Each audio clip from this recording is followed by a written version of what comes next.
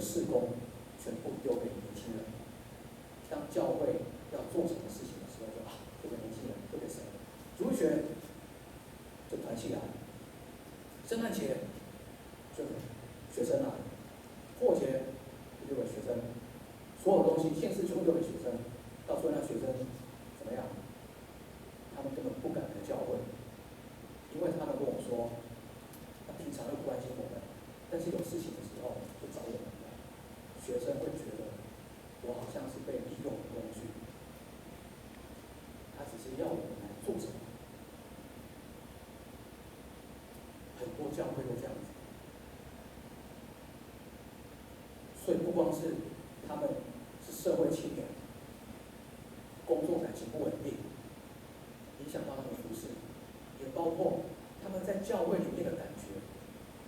如果年轻人觉得教会只是在利用我们，只是要我们要出人出力的时候出来，其他就不管我们，其实年轻人很快就会跑掉。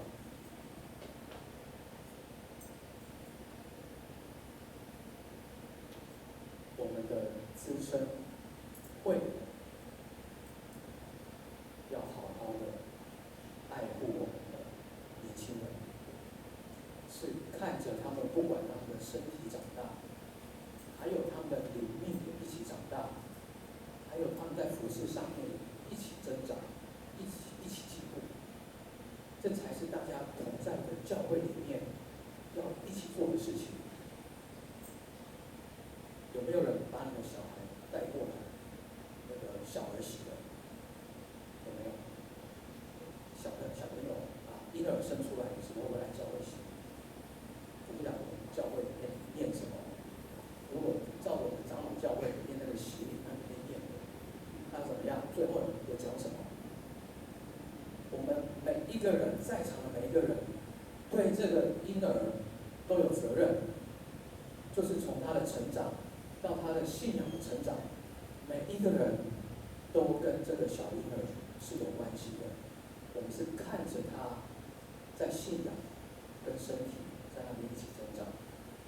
弟兄姐妹，教会需要青年，年轻人需要教会。当年轻人在功课、在工作、在任何事情方面碰到有挫折的时候，应该让他觉得我可以在教会找到属灵的长辈，可以帮助我，他就不会挫折了。教会他不来，他就离开了，除非他在教会里面交了男女朋友分手，其中一个人就会离开这样，对不对？通常是这样子。比较厉害的是两个都留下来，压力就很大。你要让年轻人不管碰到什么挫折，他愿意回来教会找我们的长辈，我们长辈愿意帮助他们一起走过这个困难，不是说会解决这个问题，而是我们会跟耶稣一样，一起去帮彼得面对他面对的挫折，面对的问题，可能没有办法解决，但是我们可以一起走下去。我想这是我们年轻人最需要的，是我们最需要对年轻人做的。我们一起低头。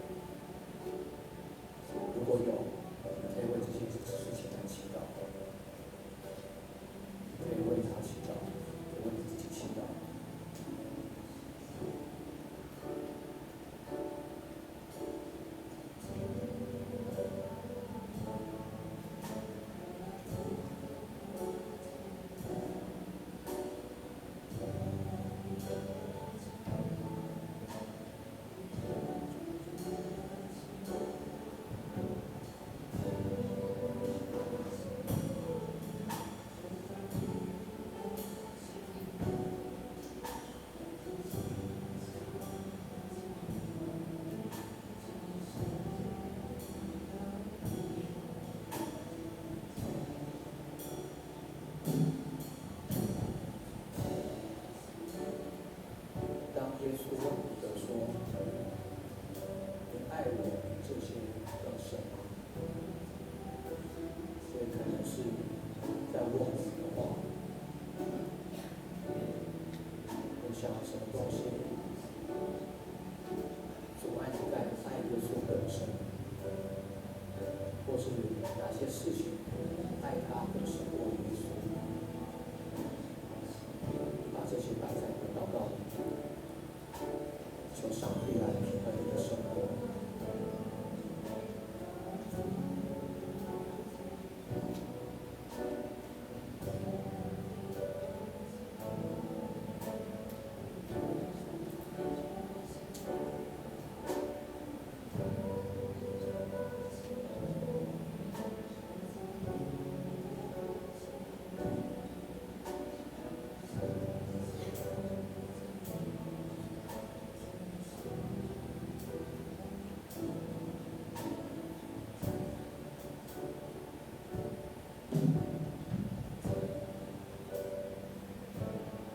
当耶稣跟彼得说：“来跟从我吧。”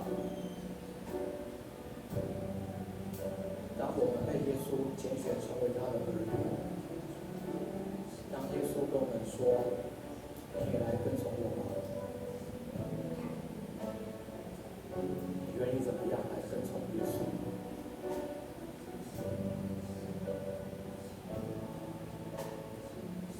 如果你不知道要如何跟从耶稣，可以放在祷告里。如果你已经知道如何跟从耶稣，你在上帝的面前再次的立志。